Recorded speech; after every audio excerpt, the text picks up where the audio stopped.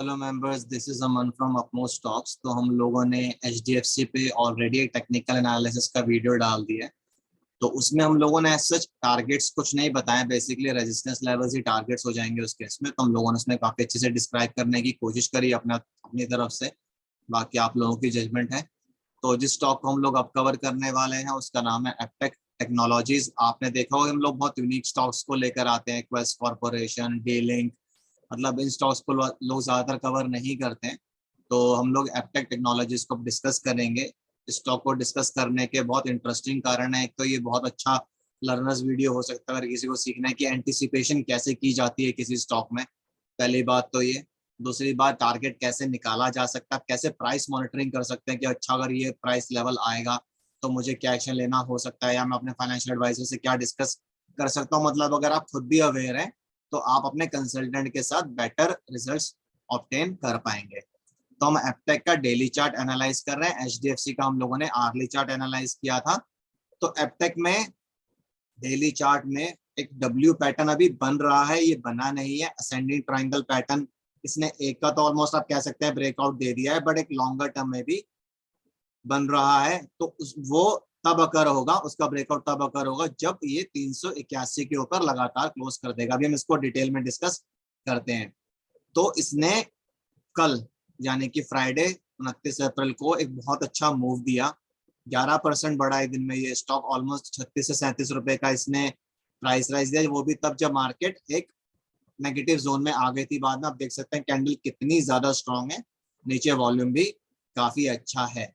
तो इसने particular price के ऊपर तो क्लोज दे दिया है, बट इसमें मेजर स्ट्रेंथ कब आएगी, वो प्राइस है 381 रुपए की। आप देख सकते हैं कि जब इसने नीचे गिरना शुरू किया था, इसने इस पर्टिकुलर पॉइंट पे सपोर्ट लिया, यहाँ से ऊपर गया, रेजिस्टेंस ली, फिर यहाँ पर नीचे आया और अब ये दोबारा वापस जाने की कोशिश कर रहा है। अगर आप इस कैंडल को ध्यान से देखेंगे तो ये शूटिंग स्टार कैंडल है। शूटिंग स्टार कैंडल क्या दिखाती है कि बियरिश ट्रेंड स्टॉक में आ सकता है, और वैसा ही हुआ। स्टॉक नीचे आया, इसने यहाँ पर सपोर्ट लिया और अब ये वापस ऊपर जाने की कोशिश कर रहा है।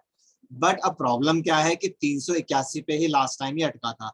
तो हो सकता है कि ऊपर जाते वक्त 381 पे फिर से इसको रेजिस्टेंस मिले। हमने यहाँ पे लिखा भी हुआ है, the stock if sustains the breakout given on 29 April 2022 can possibly touch ₹381 at that price it is likely to face resistance. इसका मतलब ये कि अगर इस पर्टिकुलर लेवल को ये सस्टेन कर देता है, मतलब इस ब्रेकआउट को ये सस्टेन कर देता है, तो हमें 381 इस स्टॉक में दिख सकता है। वहां पर इसको फिर से रेजिस्टेंस मिल सकती है।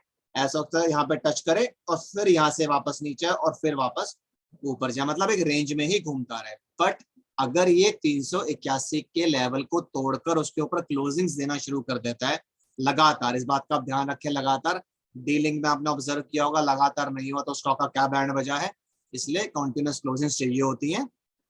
उसके बाद भी कई बार फेल हो जाता है, but continuous closings technical pattern के, टेक्निकल एनालिसिस के हिसाब से अच्छा माना जाता है। तो अगर इस पर्टिकुलर प्राइस पॉइंट के ऊपर 381 के ऊपर लगातार क्लोज देना शुरू कर देता है, तो जो पॉसिबल टारगेट इसमें निकल कर आ रहा है वो काफी सरप्राइजिंग है। वो है 472.50 रुपए का। ये हमने टारगेट कैसे निकाला है अब उसको डिस्कस कर लेते हैं। तो ब्रेकआउट प्राइस आपकी 381 है। यही कैसे हमने निकाली, ये नेकलाइन प्राइस हो जाएगी डब्ल्यू पैटर्न की, और आप इसको असेंडिंग ट्राइंगल का भी नेकलाइन प्राइस बोल सकते हैं। तो आप या तो width of the ascending triangle लेंगे और उसको ऐड कर देंगे, अदरवाइज आप नेकलाइन प्राइस लेंगे दोबारा से, और जो लोएस्ट वैल्यू है डब्ल्यू पैटर्न की, उन दोनों वैल्यूज का डिफरेंस लेंगे और ब्रेकआउट प्राइस में उसको ऐड कर देंगे। मैं फिर से रिपीट कर देता हूँ, थोड़ा कंफ्यूजिंग हो गया ये। पहले तो आपको ब्रेकआउट प्राइस आइडेंटिफाई करनी है, वो 381 की होगी, अभी हुई नहीं है, ठीक है। और आपको नेकलाइन प्राइस भी हम इसको बोलते हैं, तो आप इसको नेकलाइन प्राइस भी बोल सकते हैं। हमने यहाँ पे ब्रेकआउट प्राइस मेंशन किया हुआ है। तो नेकलाइन प्राइस और ब्रेकआउट प्राइस में कंफ्यूज ना हो, इस केस में दोनों सेम ही रहेंगी।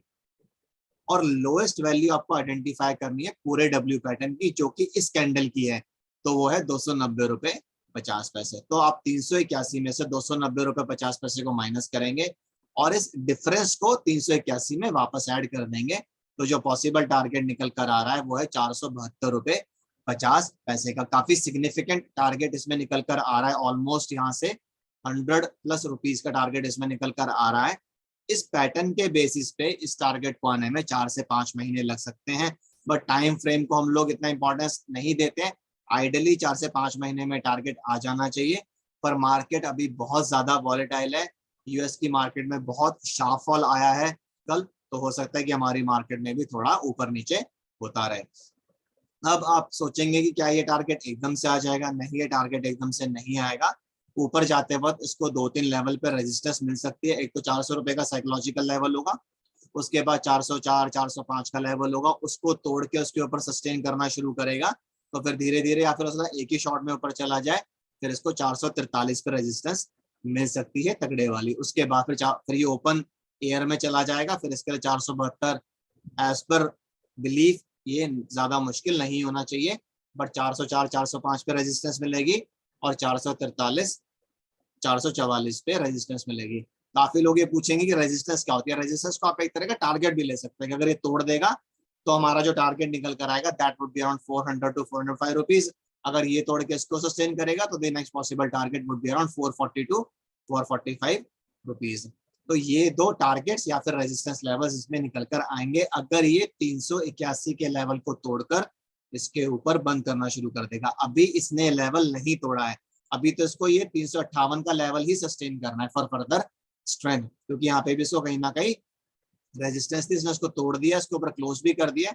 बट अगर कॉन्टिन्यूस क्लोजिंग्स दे देता है तो 381 पहले आएगा, उसके बाद 405 404 405 और उसके बाद फिर 443 का टारगेट भी इसमें आ सकता है। हम ये नहीं कहते कि वो एकदम से आ जाएगा, ऊपर नीचे करता रहेगा, बट वो फिर जिस रेजिस्टेंस को भी तोड़ेगा, जो भी लेवल को मीट करेगा, उसको सपोर्ट की तरह इसको ट्रीट करना चाहिए। फॉर एग्जांपल मान लीजिए इसने 381 के लेवल को तोड़ा, उसके ऊपर क्लोज किया, ऊपर जाने लगा, 405 पे रेजिस्टेंस खाई, नीचे आया, तो इसको 381 पे सपोर्ट ले लेना चाहिए आइडियली। अगर ये नहीं लेता है तो फिर ये टूट के वापस नीचे आ जाएगा। तो इसलिए सपोर्ट और रेजिस्टेंस की बहुत इंपॉर्टेंस होती है टेक्निकल एनालिसिस में, और जिन लोगों को ये समझ में आ जाता है वो आराम से अपने प्राइस लेवल्स को डे टू डे मॉनिटर कर सकते हैं। अब हमने यहाँ पर क्या किया, हमने एडवांस में आपको बताने की कोशिश करी है कि क्या हो सकता है। तो आप एपटेक के चार्ट को डेली बेसिस पे मॉनिटर कर सकते हैं। अगर आप चार्ट को नहीं अंडरस्टैंड करना चाहते तो आप 3 प्राइस लेवल्स को लिख लीजिए, 358 381 और अभी के लिए 405। जो पॉसिबल टारगेट मीडियम से लॉन्ग टर्म में निकल कर आ रहा है वो 472.50 रुपए है। तो आप इन प्राइस लेवल्स को मॉनिटर कीजिए और देखिए टेक्निकल एनालिसिस एक्चुअली में काम करता भी है कि नहीं करता है। तो अगर आपको इस स्टॉक से रिलेटेड कुछ भी कंसर्न्स, क्वेरीज या सजेशंस हो तो आप कमेंट बॉक्स में डाल सकते हैं, हम उनका रिप्लाई करने की कोशिश करेंगे जल्दी से जल्दी। हालांकि हम काफी सारी इन्फॉर्मेशन यहाँ पे मेंशन कर देते हैं, फिर भी कुछ भी क्वेरीज हो तो आप पूछ सकते हैं हमसे, जितना हम आइडिया दे सकते हैं दे देंगे। बट आप प्लीज ये मत पूछे कि एक दिन में टारगेट कितना होगा, 2 दिन में टारगेट कितना होगा।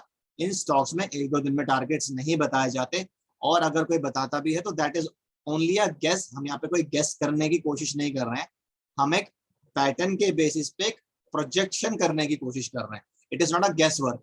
देयर इज अ प्रोबेबिलिटी कि 472 ना जाए, हो सकता है 465 से वापस घूम जाए, बट हम एक एस्टिमेट करने की कोशिश कर रहे हैं पैटर्न के बेसिस पे। It is not a guess work कि हमने कोई गेस किया है यहाँ पे कि अच्छा है तो कल तोड़ देगा तो इतना चला जाएगा। There is a logic behind it and that is why technical analysis works if it is identified at the proper time. अगर आप सही टाइम पे आइडेंटिफाई कर लेंगे एक पर्टिकुलर स्टॉक में। तो इसी के साथ मैं इस वीडियो को एंड करूंगा। This is Aman signing off, bye bye, take care.